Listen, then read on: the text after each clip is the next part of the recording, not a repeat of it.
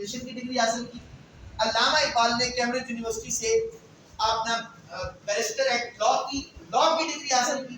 اور علامہ اقبال نے university of Heidelberg سے علامہ اقبال نے اپنی پی ایچ ڈی کا تھیسس کمپلیٹ کی. تو آپ مجھے کسی بھی پچھلے 100-200 سال کے اندر کوئی ایسا اسٹوڈنٹ بتائیں جو علامہ اقبال جتنا ذہین تھا کہ جس نے 3 سال کے اندر یورپ کی 3 بڑی یونیورسٹیوں سے 3 بڑی ڈگری حاصل کی ہوں. تو یہ کیا نوجوانوں کی انسپریشن ہے یا نہیں؟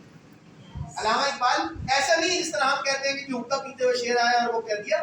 علامہ اقبال ایک بڑے عظیم انسان. اچھا، اقبال کے حوالے سے ایک اور بات میں آپ کو بتاتا ہوں کہ جتنے بھی علوم ہیں، علوم اسلامیہ ہیں، یہ جن کو ہم فقہ کہتے ہیں، حدیث کہتے ہیں، تفسیر کہتے ہیں، یہ اسلامک اسٹڈیز میں پڑھائے جاتے ہیں کہ مولوی میر حسن سے علامہ اقبال نے حاصل.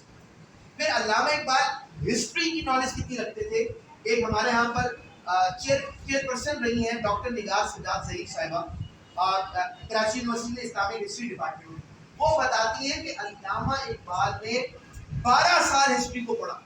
کتنا سال؟ 12 سال ان کا سینکڑوں کتابیں انہوں نے علامہ اقبال نے ہسٹری کی پڑھی ہیں. اور ہسٹری کا ان کو اتنا نالج تھا کہ صرف آپ اس کی ایک ایگزامپل دیکھیں کہ علامہ اقبال کو سب سے زیادہ دنیا میں کہاں پڑھا جاتا ہوگا؟ سب سے زیادہ علامہ اقبال کو کون کرتا ہے؟ علامہ اقبال کو سب سے زیادہ ایران کرتا ہے. کون کرتا ہے؟ ایران کے اندر جگہ جگہ علامہ اقبال پر انسٹیٹیوشنز موجود ہیں. ابھی ہم نے ایک اسکالر کو بلایا تھا، انہوں نے 34 بکس لکھی علامہ اقبال، 34 بکس علامہ اقبال پر انہوں نے لکھی. ان کو ہم نے بلایا تو انہوں نے بات یہ بتائی کہ علامہ اقبال حسینیہ ارشاد ایک ادارہ ہے. امام خمینی جو ان کے تھے، امام خمینی کی کوئی اسپیچ ایسی نہیں ہوتی تھی جو علامہ اقبال کے بغیر نہیں ہوتی، بلکہ امام خمینی کہتے تھے کہ علامہ اقبال میرے پیر و مرشد ہے. وہ علامہ اقبال کو ان کے جو فاؤنڈنگ فادر ہیں، جو جدید ایران ہے اس کے فاؤنڈنگ فادر ہیں، وہ اس کو، اور ان کے ساتھ ایک شخص ہوتا تھا علی شریعت. بیسیکلی وہ ایک شیعہ اسکول آف تھاٹ کے تھے، علامہ اقبال سنی اسکول آف تھاٹ کے تھے. تو علی شریعتی جگہ جگہ علامہ اقبال کے پروگرامز کے بعد ایک بندے نے پکڑ لیا، کھڑا ہو گیا. اس نے کہا کہ سر میں ایک سوال کرنا چاہتا ہوں. کیا؟ اس نے کہا سر ہم اہل تشیع ہیں، اقبال سنی ہیں، ہم روز اقبال پہ پروگرام کرتے ہیں، ہمیں نہیں پتا اقبال کے عقیدے کیا تھے، عقائد کیا تھے. تو انہوں نے کہا نہیں آپ بیٹھ جائیں، آپ کو پتہ نہیں اقبال کون. تو اس نے کہا اچھا آپ بتا دیں اقبال کون ہے.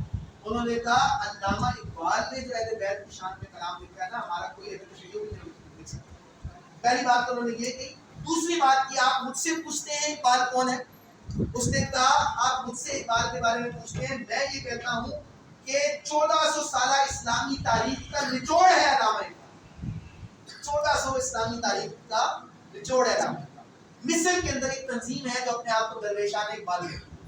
مصر میں ایک تنظیم ہے جو اپنے آپ کو کیا کہتی ہے؟ درویشان اقبال کہتی ہے کہ میں اقبال کی درویش ہوں. پوری مصر کے اندر، یعنی ایک عرب ملک کے اندر کی بات.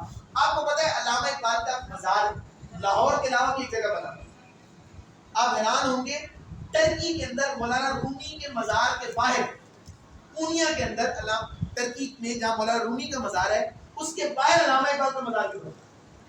ترکی کی گورنمنٹ نے اعزازی قبر بنائی علامہ اقبال کی. وہ یہ کہتے ہیں کہ رومی کی انڈر